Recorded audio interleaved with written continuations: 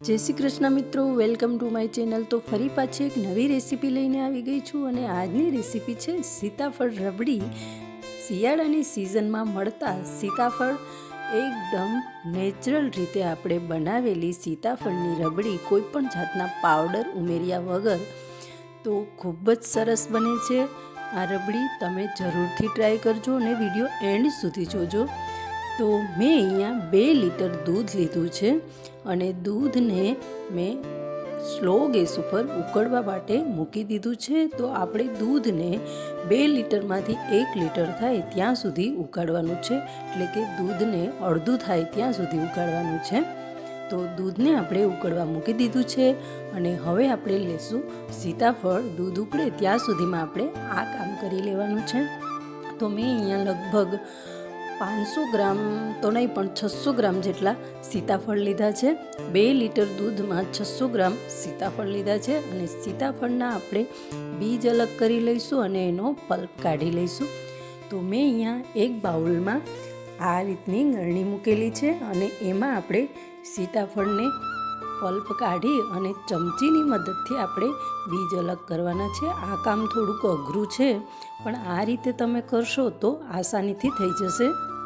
ઘણા લોકો ગ્રાઇન્ડિંગ જારનો ઉપયોગ કરીને પણ બીજ અલગ પાડતા હોય છે, પણ આ રીતે જો ગળણીમાં તમે કરશો તો એકદમ પૂરી રીતે પેસ્ટ નહીં થાય, થોડાક આખા દાણા પણ સીતાફળના પલ્પમાં રહેશે અને એનો ટેસ્ટ ખૂબ જ સરસ આવે છે। એટલે આ રીતે કરશો અને આસાન પણ છે, એટલું બધું કંઈ અઘરું નથી।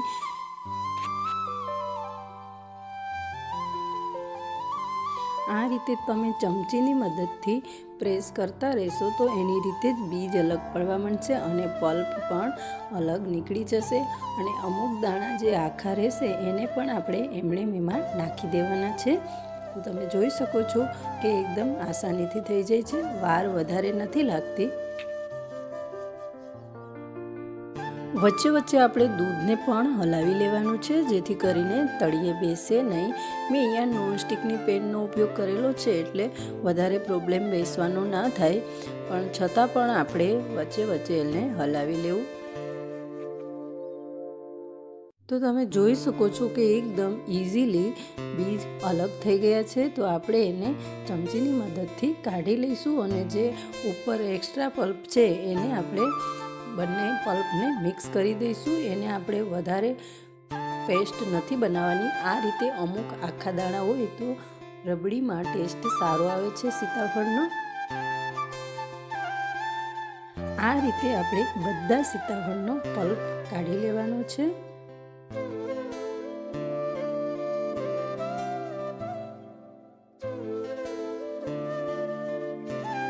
તો તમે જોઈ શકો છો કે આપણે 600 ગ્રામ સીતાફળમાંથી કેટલો પલ્પ નીકળ્યો છે અને ગળણીને પણ બરાબર સાફ કરી લેવાની છે। એમાં વેસ્ટ નથી જવા દેવાનો, કેમ કે સીતાફળ બહુ મોંઘા છે એટલે।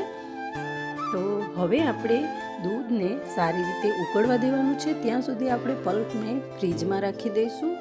તો હવે આપણું દૂધ પણ અડધું થવા આવ્યું છે। તો તમે જોઈ શકો છો એકદમ ઘટ થઈ ગયું છે। તો હવે આપણે એમાં ઉમેરવાની છે ખાંડ અથવા તો સાકર। તો મેં અહીંયા જે મોટી સાકર આવે છે એ ઉમેરી છે। તમે ખાંડ પણ ઉપયોગમાં લઈ શકો છો, પણ એકદમ હેલ્ધી આપણે બનાવવું હોય તો આપણે સાકરનો ઉપયોગ કરવાનો છે અને સાકર હંમેશા આમાં થોડી જ એડ કરવાની છે। તો મેં અહીંયા અડધો વાટકો જેટલી જે મોટી સાકર આવે છે એને મેં દળી નાખેલી છે, એ નાખી છે। સાકર થોડીક મોળી પણ હોય છે, તો સીતાફળ વધારે મીઠા હોય છે એટલે આપણે સાકરનો ઉપયોગ પણ ઓછો કરવાનો છે, બાકી વધારે મીઠું થઈ જાય તો ટેસ્ટ ખરાબ થઈ જાય છે।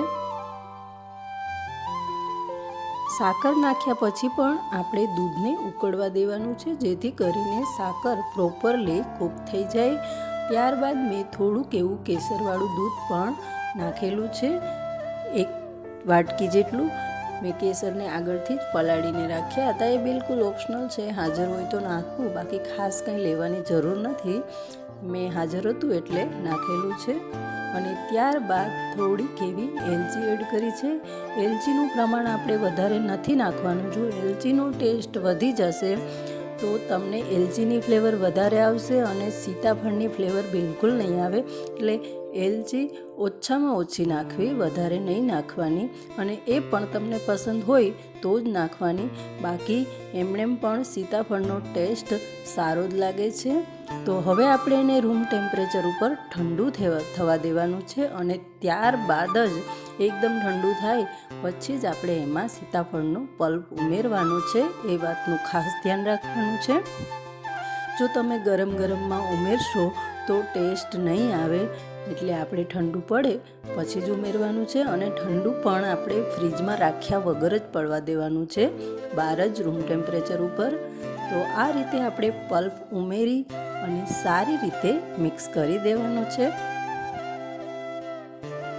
તો પલ્પને હવે આપણે સ્પેચ્યુલાની મદદથી સારી રીતે દૂધમાં મિક્સ કરી દેવાનું છે. પલ્પ એડ કર્યા પછી પણ દૂધની ક્વોન્ટિટી થોડીક વધી ગઈ છે.